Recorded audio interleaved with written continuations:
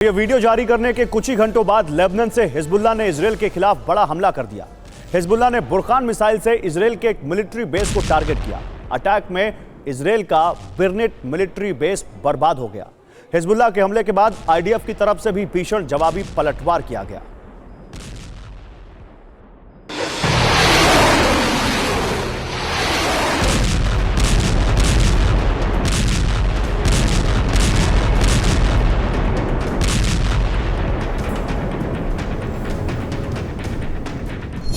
अब तक Lebanon border पर हिजबुल्लाह मोर्टार और एंटी टैंक गाइडेड मिसाइल के जरिए आईडीएफ को टारगेट कर रहा था। अब हिजबुल्लाह ने अपनी रणनीति में बदलाव किया है। हिजबुल्लाह ने बुरकान मिसाइल का इस्तेमाल करते हुए इजरायल के मिलिट्री बेस को भारी नुकसान पहुंचाने का दावा किया है। हिजबुल्लाह ने इस हमले की जिम्मेदारी भी ली है। हिजबुल्लाह ने मिसाइल से इजरायल के बिरनेट मिलिट्री बेस को टारगेट किया। मिसाइल अटैक के बाद बेस के आसपास काले धुएं का गुबार उठता दिखा। दावा है कि हमले में बेस पर जमकर तबाही हुई है।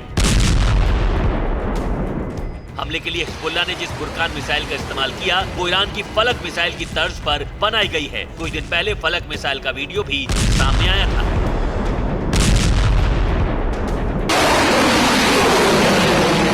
फलक ईरान की हाई एक्सप्लोसिव मिसाइल है। मिसाइल के साथ हिजबुल्लाह ने आईडीएफ की मिलिट्री साइट्स को टारगेट करते हुए रॉकेट अटैक भी किए हैं।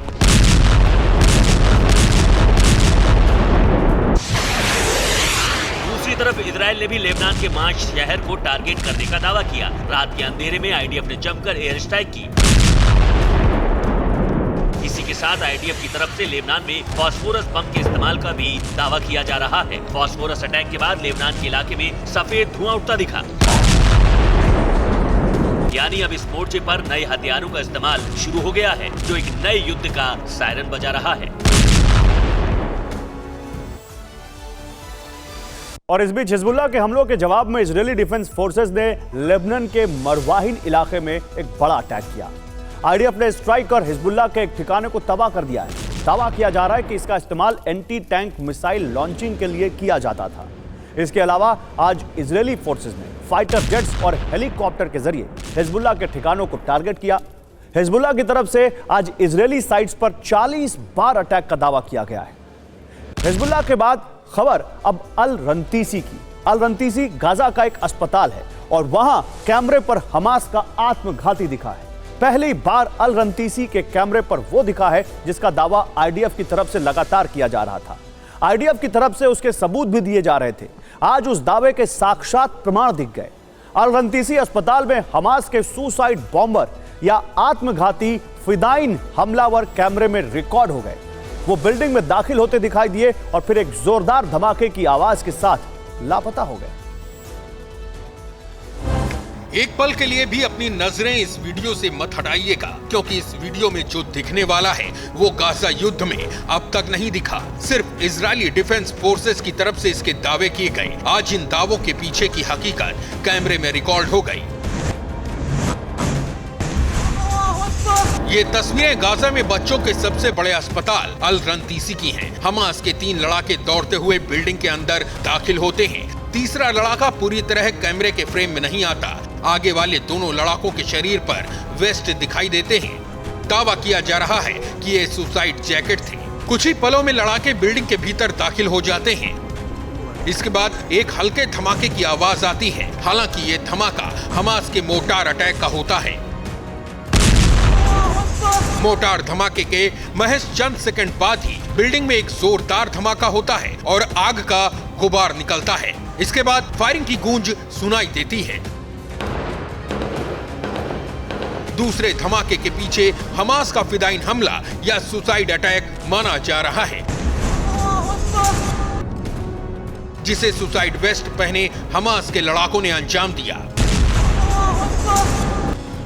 कुछ दिन पहले ही आईडीएफ के अधिकारी ने हमास के लड़ाकों के पास से सुसाइड वेस्ट होने का दावा किया था। अल शिफा में सुरंग से कुछ वेस्ट भी बरामद की गई थी। आईडीएफ के दावे के मुताबिक हमास ने जहां बंधकों को रखा है वहां सुसाइड बॉम्बर्स को तैनात किया गया है।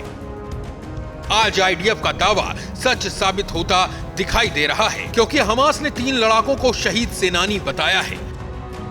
अगर वाकई हमास के लड़ाकों ने अल रंतीसी में सुसाइड अटैक को अंजाम दिया तो आईडीएफ के लिए खतरा बड़ा है, क्योंकि सर्च ऑपरेशन के दौरान आईडीएफ अगर बंधकों तक पहुंचती है तो हमास लड़ाकों की तरफ से आत्मघाती अटैक हो सकता है, जिसमें आईडीएफ को भारी नुकसान का डर है। और इजरायल की सेना का दावा है कि हमास ने अपने अड्डे अस्पतालों के नीचे बना रखे हैं। यही वजह है कि आईडीएफ एक के बाद एक अस्पतालों की घेराबंदी करके वहां तलाशी अभियान चला रही है। अल रंतीसी और अल शिफा के बाद आईडीएफ ने गाजा के इंडोनेशियन अस्पताल पर हमले शुरू कर दिए हैं। आईडीएफ के टैंक इंडोनेशियन अस्पताल पर गोले बरसाते दिखे। भारी बमबारी से इंडोनेशियन अस्पताल बुरी तरह तबाह हुआ है। गोलाबारी के बाद अस्पताल के अंदर की तस्वीरों में दिख रहा है कि मेडिकल उपकरण बर्बाद हो गए हैं। आईडीएफ के हमलों में 2 डॉक्टरों के मारे जाने की खबर भी है। पहले अल रंतीसी अस्पताल, फिर अल शिफा हॉस्पिटल। अब इजरायली डिफेंस फोर्स का टारगेट है उत्तरी गाजा का एक और बड़ा अस्पताल, इंडोनेशियन हॉस्पिटल। इजरायली सेना के टैंकों ने इंडोनेशियन हॉस्पिटल की घेराबंदी तेज कर दी है। आईडीएफ के टैंक लगातार इंडोनेशियन हॉस्पिटल की तरफ बढ़ रहे हैं। इजरायली सेना इंडोनेशियन हॉस्पिटल पर जबरदस्त बमबारी कर रही है। लगातार फायरिंग की आवाजें आ रही हैं। गाजा के स्वास्थ्य मंत्रालय के मुताबिक आईडीएफ के भीषण हमले में 12 लोगों की मौत हो गई। कई लोगों के गंभीर रूप से घायल होने की खबर है। गाजा के स्वास्थ्य मंत्रालय के मुताबिक मारे गए लोगों में ज्यादातर पहले से घायल थे और अस्पताल में इलाज करा रहे थे। इस बमबारी में इंडोनेशियन अस्पताल के ऑर्थोपेडिक विभाग के हेड डॉक्टर अदनान अल बार्श के घायल होने की खबर है। गाजा हेल्थ मिनिस्ट्री के मुताबिक इंडोनेशियन अस्पताल की स्थिति भयावह है। अल जजीरा की रिपोर्ट के मुताबिक इस वक्त इंडोनेशियन अस्पताल के अंदर 700 से ज्यादा घायल और मेडिकल स्टाफ फंसा हुआ है। इनमें बड़ी संख्या महिलाओं और बच्चों की है। इंडोनेशियन अस्पताल में अफरा तफरी का माहौल है। अस्पताल में चारों तरफ बर्बादी का मंजर दिख रहा है। इससे पहले आईडीएफ ने अल रंतीसी अस्पताल में सर्च ऑपरेशन चलाया था। इसके बाद आईडीएफ की टीमों ने अल शिफा अस्पताल में लंबा तलाशी अभियान चलाया। इंडोनेशियन हॉस्पिटल के एडमिनिस्ट्रेशन को चिंता इस बात की है कि आईडीएफ ने जो अल रंतीसी और अल शिफा अस्पताल में किया था, अब वही कार्रवाई इंडोनेशियन अस्पताल में भी होगी।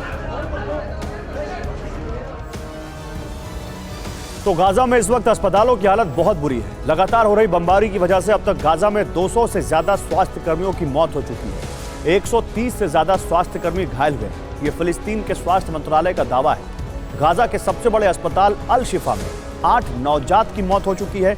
31 नवजातों को अस्पताल से बाहर निकाला गया है। ये अल शिफा अस्पताल ने दावा किया है।